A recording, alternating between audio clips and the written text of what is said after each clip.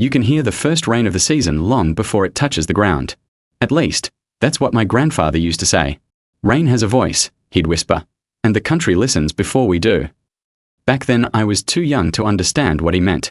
Rain was just rain, wet, loud, and annoying when it ruined the fire we'd worked half an hour to start.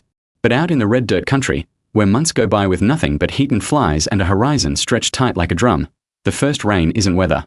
It's a ceremony. My name's Eli, born and raised in the kind of town you only find on maps printed 20 years ago. The kind where the pub, the servo, and the school share the same car park. Where you learn to ride before you learn to read, and where summer doesn't ask permission to stay late. My grandfather, old Jim, taught me everything I know about the land. Not the textbook stuff, the real kind. How to smell when the wind was lying.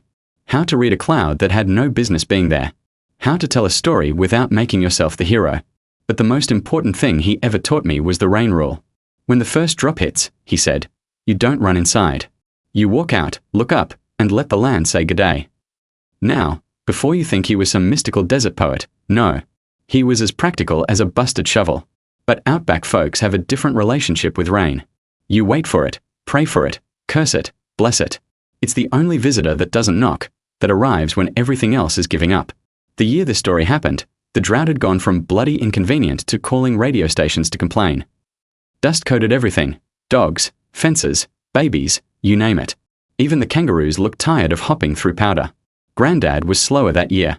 His boots were quieter, his hands shook when he poured the tea, and sometimes he'd forget what he told me 5 minutes earlier.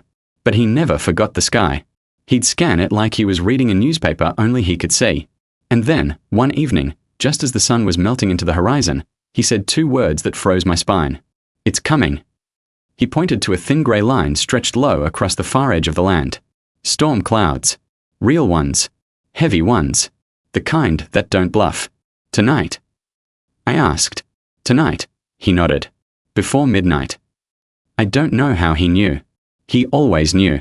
It was his gift, or maybe just years of listening to a country most of us only look at. We sat outside on the old timber steps, drinking billy tea and flicking ants off our ankles. The heat clung to us like a stubborn memory. The sky darkened. The wind shifted. And then the land, silent all day, took a breath. If you've ever lived out here, you know the moment. The moment when the world stops pretending. The birds go quiet. The dust settles. The air tastes like metal. Grandad leaned forward, listening. It'll hit from the west, he whispered. Hear it? At first I heard nothing. Just the hum of my own blood. Then, faint, like someone tapping a giant drum miles away, the storm spoke. A low rumble. A thud of distant thunder. A promise. Righto, Grandad said, pulling himself to his feet. Time to get ready. This is where the tradition came in. The first rain ritual wasn't written anywhere, and only a handful of families in our area still practiced it. But for those who did, it was sacred, not religious, just rooted deep in the bone. Here's how it worked. When the first rain comes, you go outside. You stand in it, no hat, no jacket. You look up and take 3 slow breaths. You let the land remember you. That's it. Simple. Perfect. I helped Grandad down from the steps and out into the yard. The horizon flashed. The wind kicked up a handful of dust, swirling it around our legs before carrying it away like old secrets. The trees creaked. Even the cows, usually dumb as posts, lifted their heads toward the smell of change. The world tightened, then loosened. A drop hit my forearm. Cold. Sharp. Real. Another on my cheek. Another on Grandad's hat. He took it off so the water could kiss his forehead. The rain came soft at first, the way all honest things begin. Then faster, louder, until the whole sky cracked open like a dam bursting. Grandad let the water run down his face. He closed his eyes. He smiled. And for a moment, a tiny, fragile moment, he looked young again.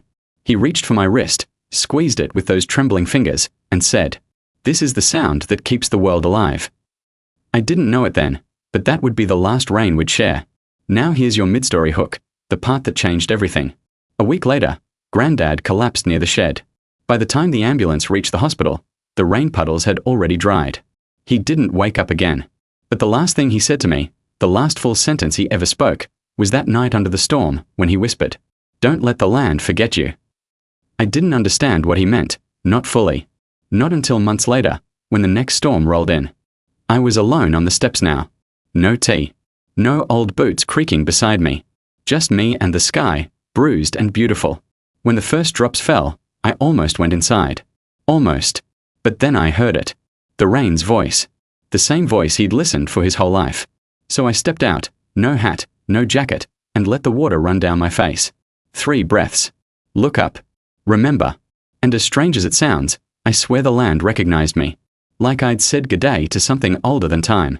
If you're still listening, really listening, then maybe you understand what he was trying to teach me. Traditions aren't rules. They're bookmarks in the story of who we are. They keep the quiet things from disappearing. So if this story touched you, if it reminded you of someone you loved, someone whose voice still echoes when the weather changes, share it with them or share it for them. And if you want more stories like this, real, crafted, rooted in the land, subscribe.